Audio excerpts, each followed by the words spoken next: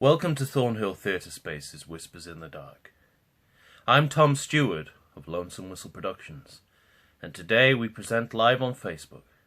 Paranormal transmission will be resumed as soon as possible. If you enjoy this terrible tale of televisual trauma, then please join us on Halloween night this year for Ghost Watch Party, a live Facebook screening event of the classic horror film Ghost Watch in its original time slot, 9:25 p.m. on Saturday, October 21st.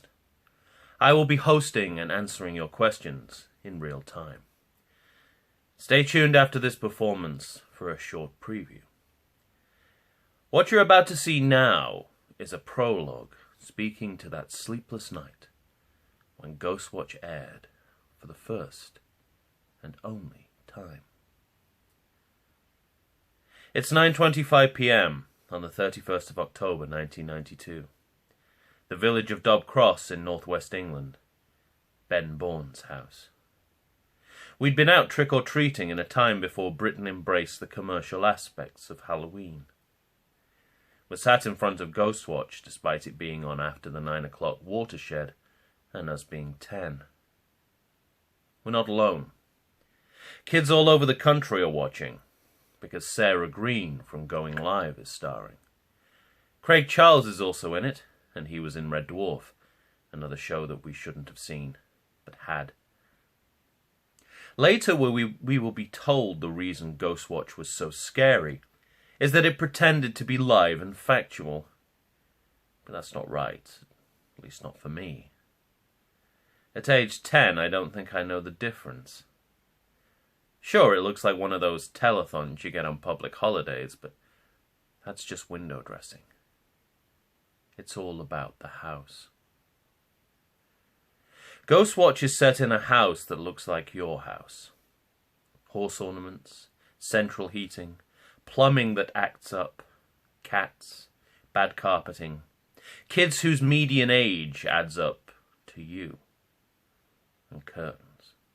Curtains that look like your curtains, even if they don't look like your curtains in any fashion.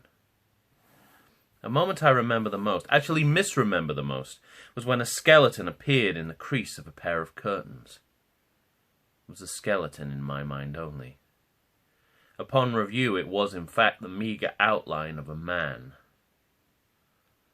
To me, it was Jack Skellington, a year before I knew what he was. My memory plays telephone with Ghost Watch. I'm too young to appreciate camera work, but Ghost Watch is the exception to that rule. Tied up in the trauma is the way the camera caught a glimpse of a ghost as it panned, then panned back to reveal nothing. I suppose the lesson is, if you want to give your kids a media education, show them something that will terrify them for years to come. The scenes I'm talking about are late on in Ghost Watch. They are crisis memories. They're what preceded Ben Bourne's mum turning the TV off. Though when I watch back, I feel like the damage would have already been done by then. We'd seen too much to simply end it an hour in. Here's how it goes down. Suzanne, the teenage girl being stalked by a child-abusing serial killer Poltergeist, Pipes, is possessed, begins to incant fairy tales in a scratchy, echo-laden vocal bass.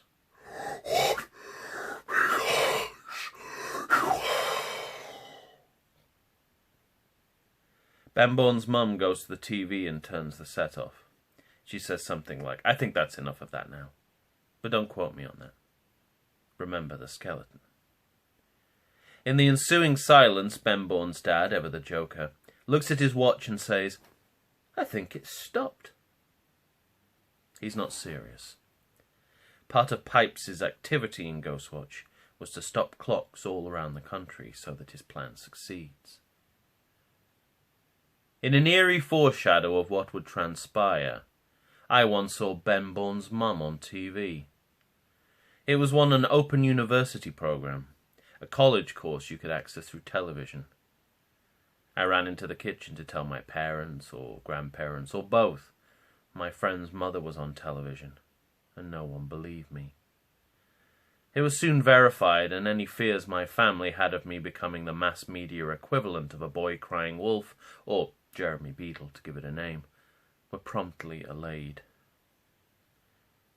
If you were fictionalizing this story, that part of it wouldn't ring true.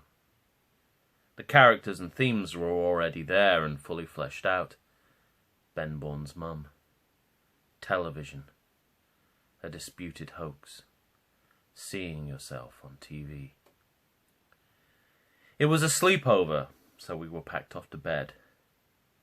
I remember being in a room alone. It's certainly possible. Ben had an older brother whose bedroom I would sometimes sleep in when he was staying out. But even if it wasn't true, I think I would always believe I was alone that night. The feeling would become the reality. Of course, the room had curtains, and given what I'd just seen, that was more than enough to give me a sleepless night. I don't know how long I lay there before I got up and went downstairs to ask Ben Bourne's dad to call my parents and take me home. If it was minutes, then in retrospect I was lucky they hadn't turned Ghostwatch back on. I don't remember explaining why I was so scared. Can't imagine they didn't know. I sat with them until my dad arrived to take me back home, where I slept with the lights on. Ghostwatch was a one-off, but it wasn't over for me or the country. The tabloid press jumped on the story as viewers' complaints escalated. Some of the British public felt they'd been deceived or misled and didn't enjoy being duped by a trusted broadcaster like the BBC. At 10, this went over my head. The other reason for complaints was far more relevant to my situation. Children watched. Ghostwatch had a kids' TV presenter fronting it, and was unclear about the target audience in pre-publicity. Some children who watched were traumatized. Cases of PTSD were diagnosed, and a disturbed teenager killed himself. I'm not lending any credence to these attacks on Ghostwatch. The sheer quality of it will always outshine any potential irresponsibility in how it was presented to viewers. Nor am I pretending it didn't have some appeal to children. I'm evidence of it. We were drawn to it, like Heather O'Rourke to the static in Poltergeist.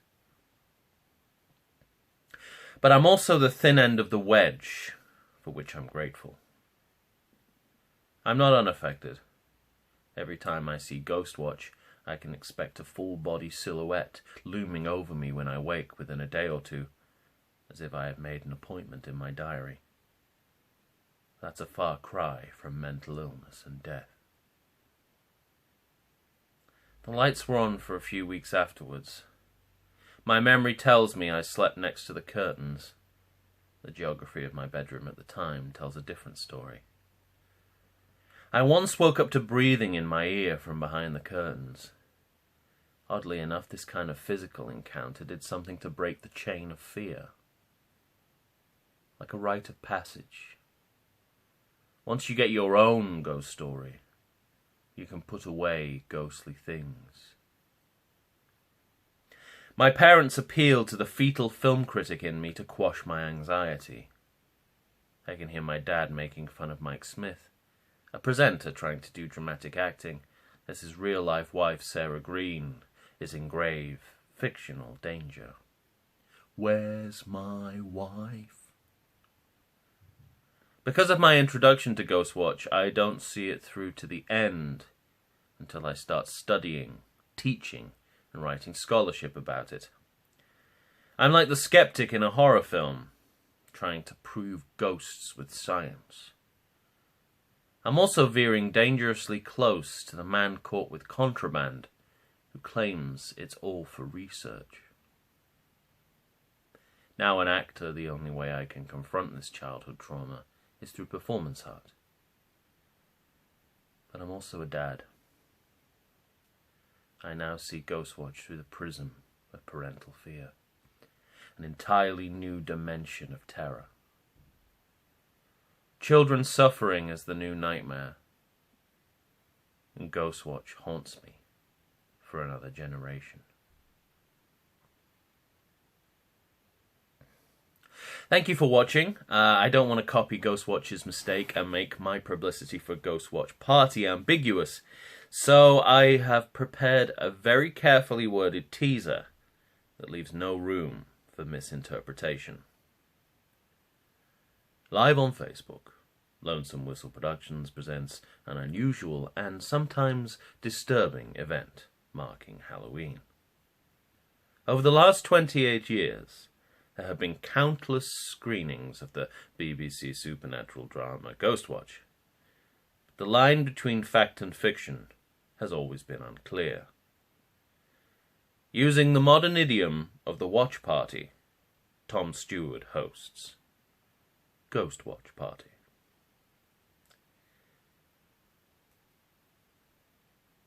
Well, I hope that clears things up. One unequivocal fact is that we will be streaming on the Lonesome Whistle Productions Facebook page from 9:20 p.m. on Saturday, October 31st, 2020. Check your global listings. Oh, there's more on here. Round and round the garden, like a teddy bear.